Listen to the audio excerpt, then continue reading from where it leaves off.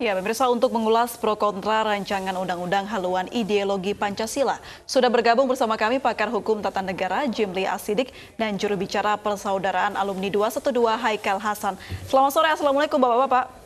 Selamat sore, Waalaikumsalam warahmatullahi wabarakatuh. Baik, kami juga telah menghubungi Wakil Ketua Badan Legislasi DPR Fraksi P3 Ahmad Baidowi yang masih mengikuti rapat paripurna. Saya ke Pak Jimli terlebih dahulu. Pak Jimli, apa alasan Anda untuk setuju dengan RUU haluan ideologi Pancasila ini? Kenapa? Apa alasan Anda, Pak, setuju dengan RUU haluan ideologi Pancasila ini, Pak? Tahunya dari mana saya setuju? Kemarin Pak Jimli menghadiri dan menulis notulen juga dalam rapat pembahasan mengenai hal ini. Kalau menurut Pak Jimli seperti apa, Pak? Saya tidak pernah menulis notulen, wong saya bukan ketua DPR. Di sini katanya Pak Jimli mengatakan RUU Jadi pembinaan. nanyanya yang benar. Oke. Baik, Pak Jimli mengatakan ketika kemarin itu sempat dihadirkan, Pak. Menurut Pak Jimli seperti apa RUU haluan ideologi negara ini, Jadi, Pak? ini RUU disusun sebelum COVID. Oke. Nah, jadi kan belum ada masalah dengan COVID. Ya. Nah, sesudah ada COVID, ini harus ada perubahan karena partisipasi publik tidak bisa diharapkan dalam membahas semua RUU. Bukan hanya soal HIP, semuanya, termasuk misalnya Undang-Undang Minerba kemarin. Jadi orang sekarang ini trauma ini Undang-Undang Cipta Kerja. Jadi ketika orang lagi sulit, ada COVID, soal keselamatan, ya, tiba-tiba dimanfaatkan untuk cepet-cepetan membuat mesrahkan undang-undang. Nah, padahal syarat dari pembentukan undang-undang itu satu, ada partisipasi publik.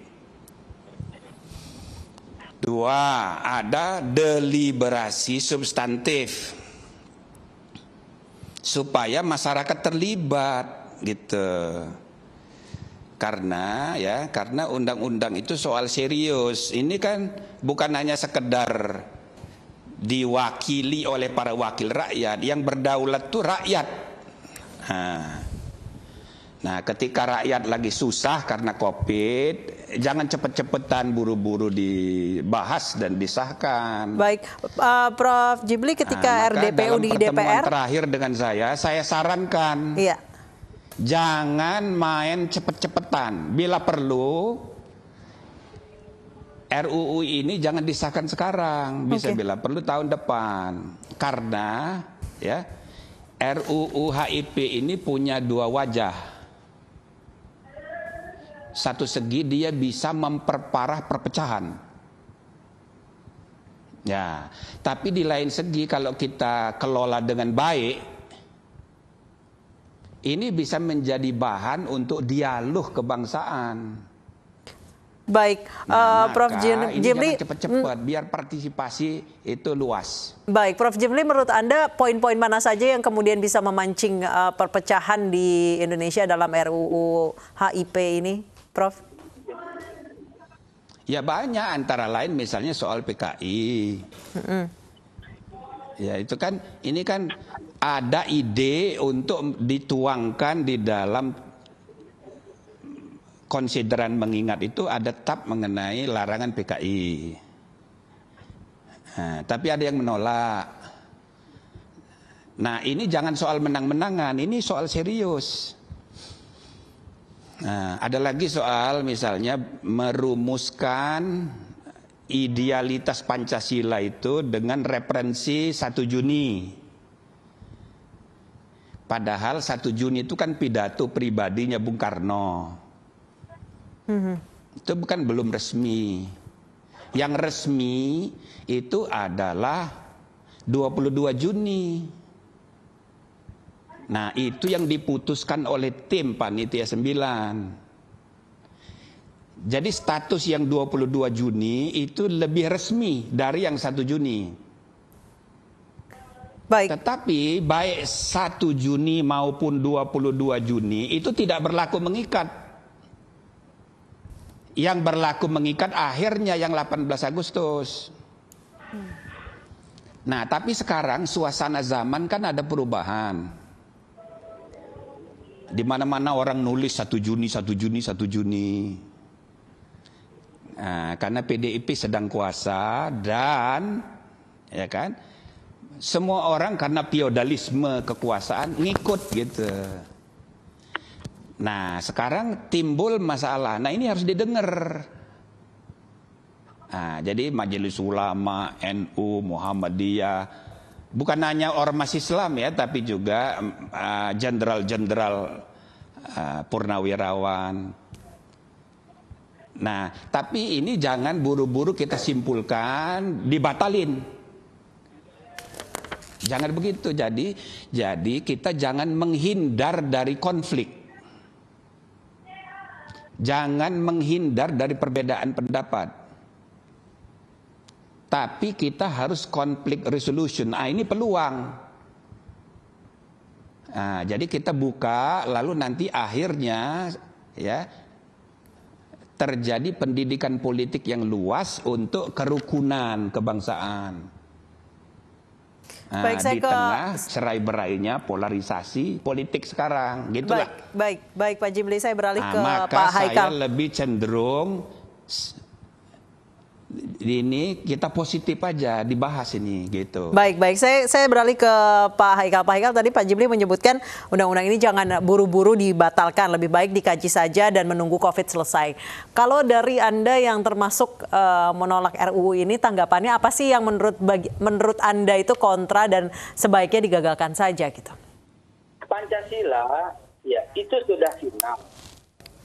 Kenapa pula harus tekan dengan dibuat sebuah undang-undang haluan ideologi Pancasila?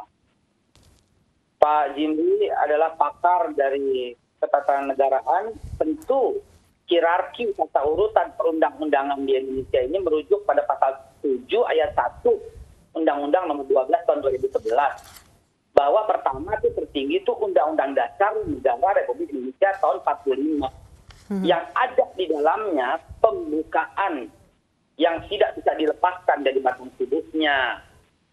Nah, pembukaan itu mengatakan membentuk suatu pemerintahan negara Indonesia yang melindungi segenap bangsa Indonesia, terus dan seterusnya berdasarkan kepada ketuhanan yang Maha Esa. Dalam rancangan undang-undang haluan ideologi Pancasila itu ada wacana ketuhanan yang berkebudayaan. Ada pula wacana yang memeras dari Pancasila menjadi Trisila, menjadi Ekasila.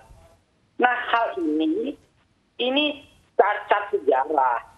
Tidak memahami esensi perjuangan para pendiri negara kita. Lagi pula ini tidak urgent. Pak Jimli dengan segala kebijakannya berkata menunda lebih dahulu karena ini tidak penting. Ya, bagi kami yang masih muda-muda berkata, masih banyak persoalan bangsa yang sangat dan lebih fatal daripada sekedar mengurus ini. Ini memang betul urusan penting. Ini memang betul akan merujuk kepada perpecahan kalau dilanjutkan. Ini bukan wacana sekedar untuk mendewasakan politik, tapi ini ada sebuah terselubung. Untuk apa? Ketuhanan yang berkebudayaan. Ini cacat sejarah. Apa yang terselubung Pak Haikal menurut Anda? Ketuhanan yang berkebudayaan itu tidak dikenal dalam konsep demokrasi Pancasila. Oke. Itu ada dalam konsep negara komunis. Begitu juga pemerasan.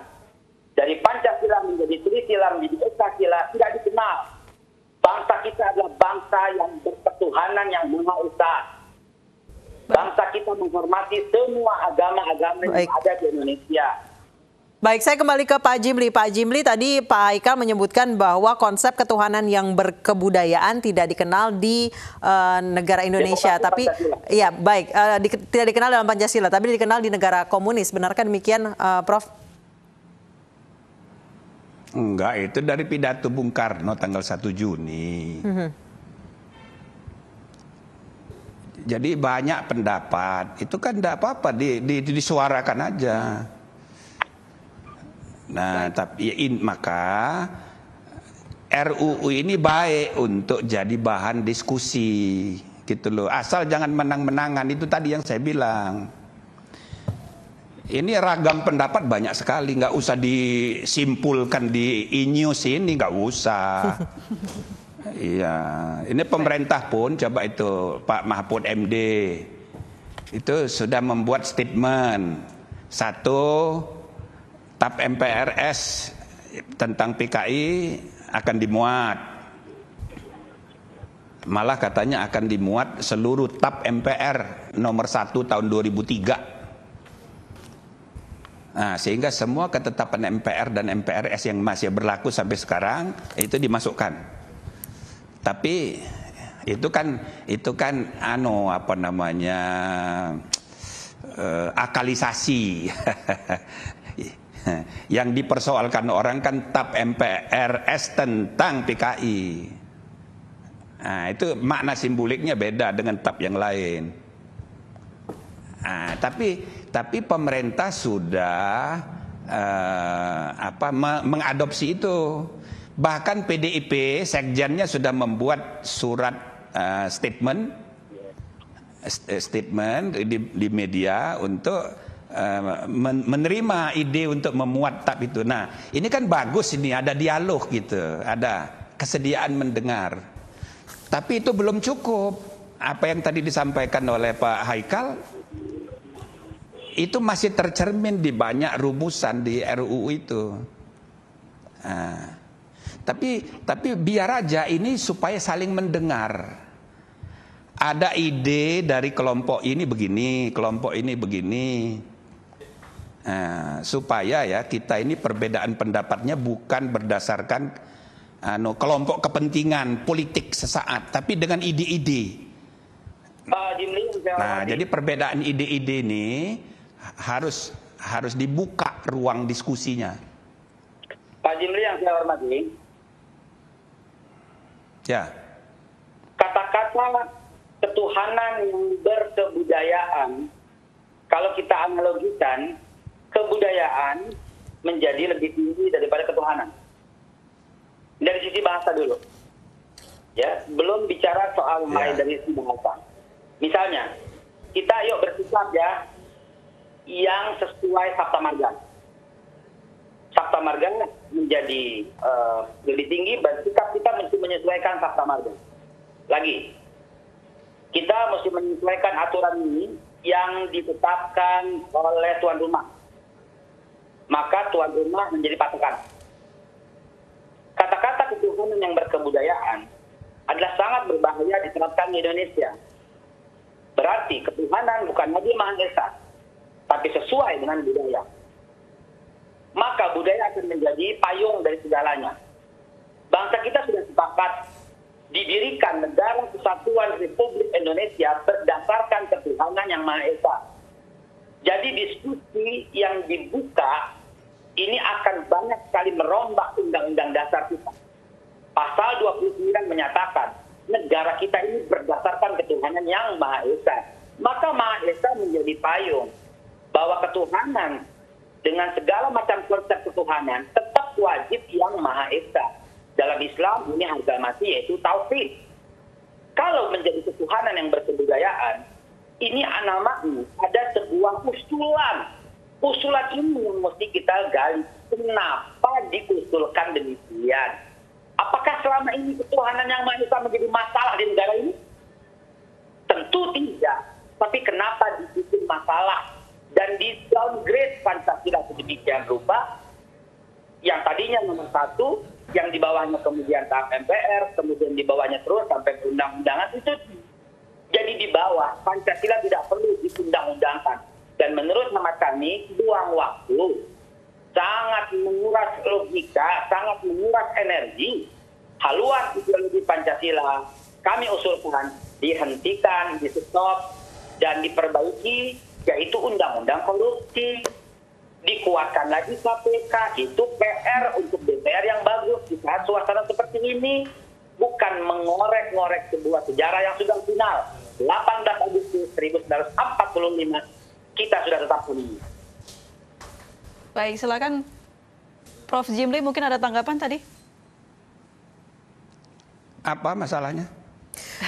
Baik, tadi ini kan harus didengar oleh. Tadi Pak Haikal mengatakan bahwa tokoh-tokoh PDIP ketuhanan yang harus berkebudayaan dengar. ini dari secara bahasa Mestinya Pak seperti Ahmad Basara mendowngrade undang. makna ketuhanan yang Maha Esa gitu, Prof.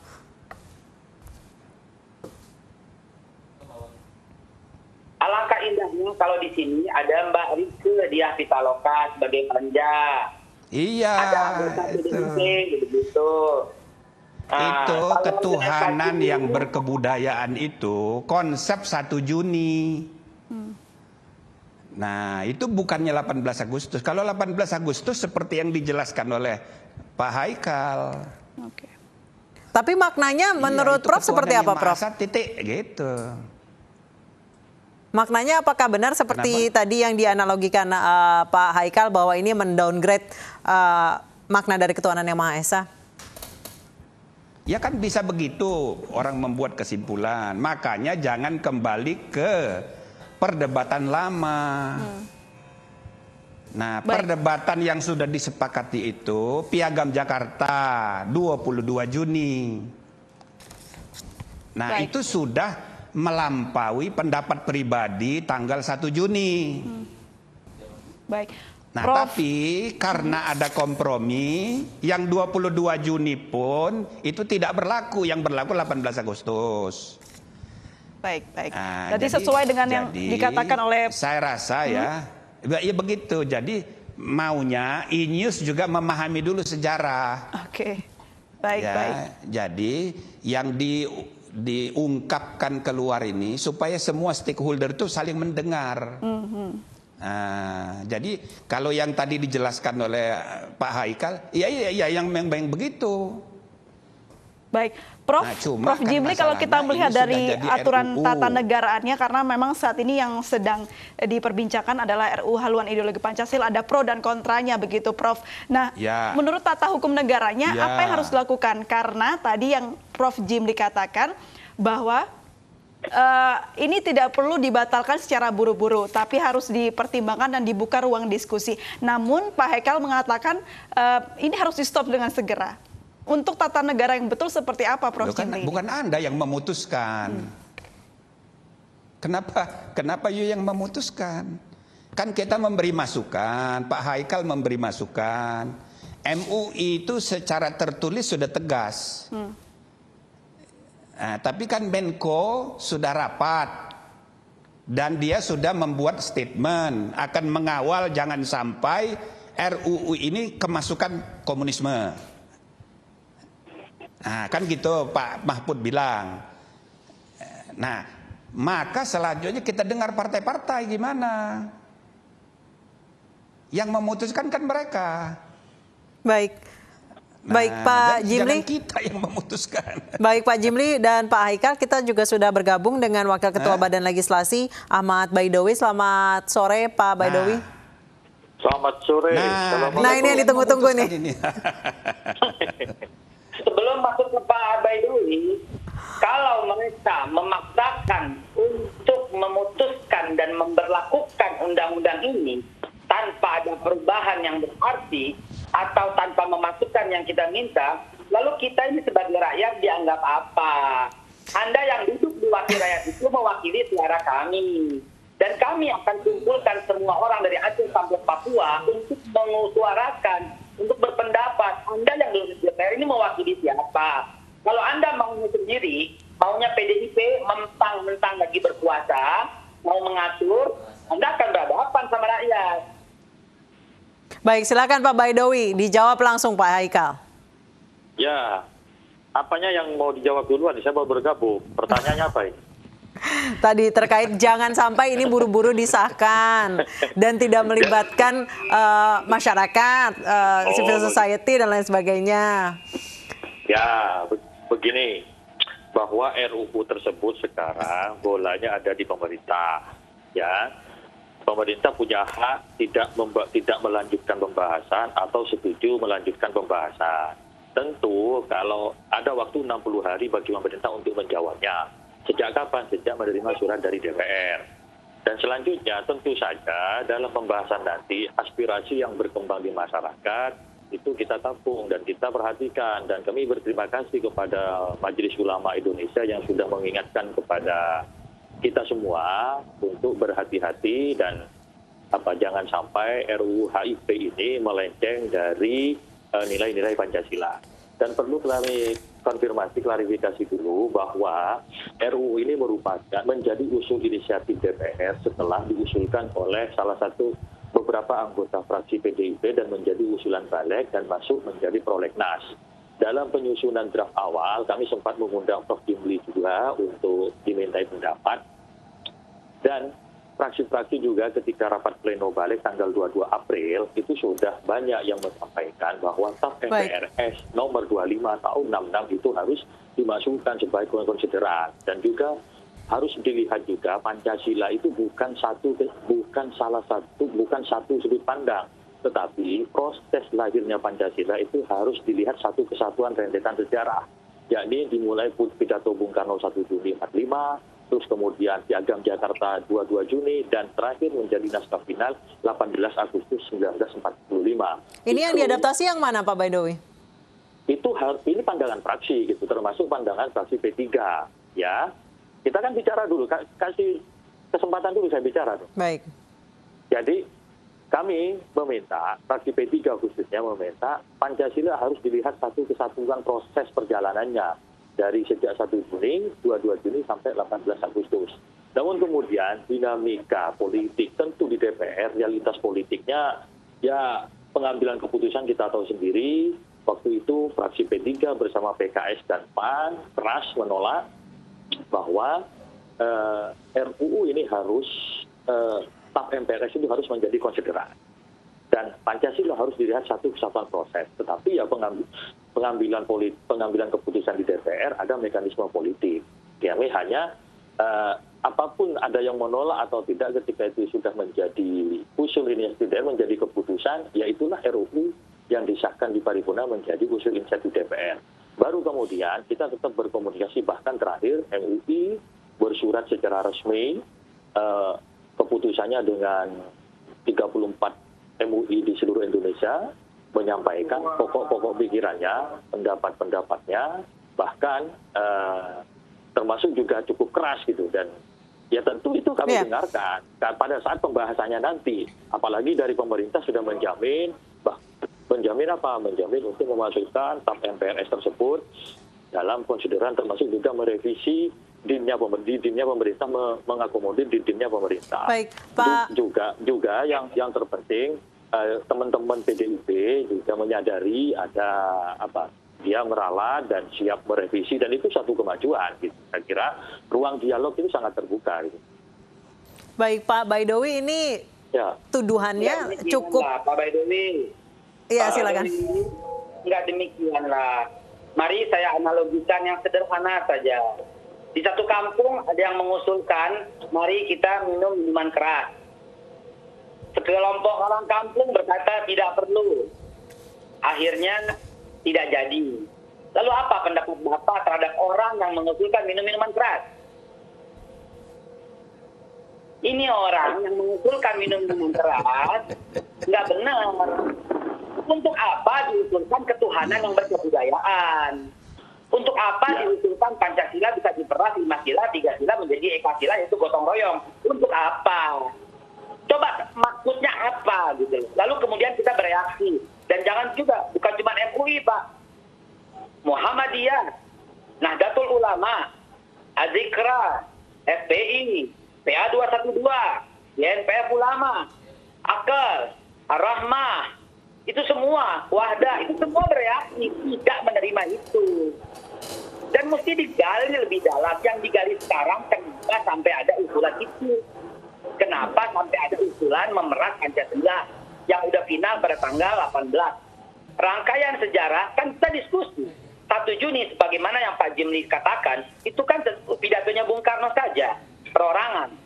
Piagam Jakarta belum final, finalnya 18 Agustus. Mau ngapain lagi? Mengorek-ngorek yang didahului. Itu adalah rangkaian. Rangkaian sudah menjadi catatan sejarah. Ketuk palunya 18 Agustus 1945. bahwa membentuk negara kesatuan berdasarkan 5 yang tidak bisa dipisahkan dan tidak bisa dipecahkan dan tidak bisa diperas dan tidak bisa menjadi eka sila. Baik, Pak Ahmad Baidowi dianggap mengorek tatanan yang sejarah yang sudah terjadi, atau mungkin ada tanggapan lain dari Pak Ahmad Baidowi? Ya kan sudah saya jelaskan tadi bahwa pendapat fraksi-fraksi termasuk kami dari fraksi P3 jelas mengatakan seperti itu. Cuman kan proses di politik kan tidak hanya P3 sendirian. Nah, terus kemudian, mohon maaf saya melihat MUI itu kan bagian kumpulan dari ormas-ormas Islam. Persoalan ada ormas-ormas yang lain menyampaikan pendapat-pendapat, ya kami berterima kasih. Tetapi yang nyampe pada kami baru pernyataan dari MUI. Ya, silakan saja disampaikan secara tertulis sikap resminya seperti apa. Kita semua terbuka gitu. Wong kita ini kan apa? Hidup di Indonesia, hidup dengan dipayungi Pancasila dan menghormati keragaman, ya ruang dialog itu selalu terbuka. Yang terpenting apa yang disampaikan, keberatan-keberatan yang disampaikan, itu ya kita dengarkan, kita perhatikan, kita rumuskan. Nah, saat ini misalkan hari ini pemerintah mengembalikan draftnya kepada DPR, ya selesai, nggak ada pembahasan lebih lanjut.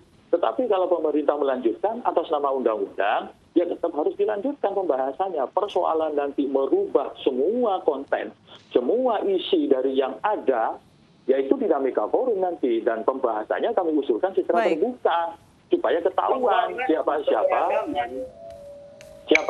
yang berpendapat begitu. Keberagaman ada koridornya. Menghormati keberagaman ada koridornya. Kita tidak bisa menghormati yang juga koridornya sesuai ketentuan hukum yang berlaku. Ada tata cara perumusan undang-undang. Nah, sekarang kita sudah mendengarkan semuanya. Ayo, keberatan-keberatannya silahkan disampaikan. Bahkan salah satu mitra kami di parlemen, PDIP, mau merevisi pendapat dan sikap kekehnya. Itu kan sebuah kemajuan sebenarnya. Gitu. Itu kan fungsi dari dialog. Kalau seperti ini masih dianggap kurang dan tidak benar, ya gimana lagi mekanisme tahapan penyusunan perundang-undangannya begitu? Baik, saya ke Prof. Jimli. Prof. Jimli, jika ini tidak dalam kondisi atau situasi COVID-19, perlukah pembahasan RUU HIP ini diperdalam lagi, dielaborasi lagi seperti layaknya membumikan Pancasila supaya tidak hanya menjadi slogan saja gitu? Iya, kalau saya ya, pemerintah harus aktif, DPR juga harus aktif. Setuju. Mudah-mudahan nanti COVID ini selesai katakanlah Juli, Agustus gitu ya. Nah, ini ruang perdebatan, ruang ini harus dibuka supaya saling mendengar. Ya, karena jeritan hati rakyat itu sekarang macam-macam. Nah, kenapa misalnya isu komunisme menjadi kuat sekali sekarang? Nah, itu kan ada kaitan dengan sikap anti Cina, sikap pasca Pilpres kemarin yang belum selesai. Nah, jadi jangan sederhanakan undang-undang ini hanya soal keputusan-keputusan membuat undang-undang dengan putting right, jangan cuma begitu. Jadi saya berharap kita jadikan RUU ini sebagai sarana untuk rekonsiliasi pemikiran, rekonsiliasi kerukunan. Baik. Terima supaya kasih. Jangan ada yang ditutup-tutupi. Baik. Gitu ya. Terima kasih, Prof. Ini penting ya. Iya. Silakan, Prof. Misalnya itu bendera-bendera la ilaha illallah itu dipersekusi. Nah, tapi ada palu-arit yang dipersekusi petugas malah dilarang. Nah, jadi bertambahlah kesimpulan warga masyarakat itu bahwa sekarang ini ada agenda kembalinya neokomunisme, padahal enggak. belum tentu gitu. Nah ini semua ya bisa jadikan bahan untuk mendiskusikan RUU ini. Itu saran saya begitu ya. Baik. Tentu saya sudah berapa kali diundang ke BPIP, ke DPR, ke Balek. Tapi tolong jangan disalahpahami, yang saya usulkan pun tidak dimasukkan dalam RUU ini. Baik. Terima kasih, saya Prof. mengidealkan, Iya. ya, kalau mau ada gunanya ini undang-undang menjabarkan dan membumikan Pancasila, jangan mengulangi kesalahan BP7 Orde Baru. Hanya untuk training, tapi dia diberi legal standing untuk mengevaluasi kebijakan. Itu yang saya sarankan. Jadi bisa dilihat di paper saya, tapi nggak ada di RUU ini. Baik. Terima kasih Prof. Jimli Asidiki, terima kasih Pak Ahmad Baidowi, dan terima kasih juga Pak Haikal Hasan telah bergabung sama kami di iNews Sore.